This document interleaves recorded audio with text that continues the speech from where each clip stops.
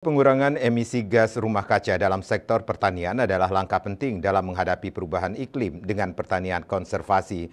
Pertanian konservasi adalah salah satu pendekatan yang berkelanjutan untuk menjaga kesehatan tanah dan ekosistem sambil meningkatkan produktivitas pertanian.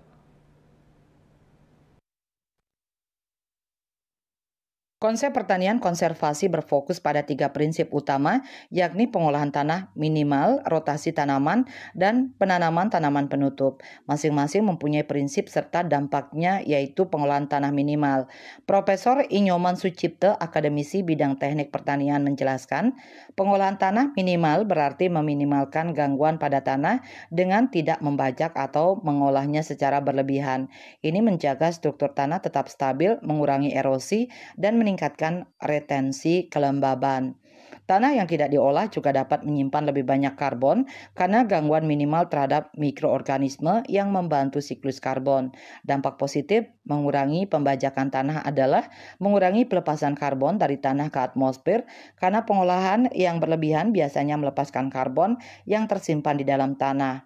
Kesuburan tanah ditingkatkan di mana organisme tanah seperti cacing dan mikroba tetap aktif, membantu memperbaiki struktur tanah dan menjaga siklus nutrisi.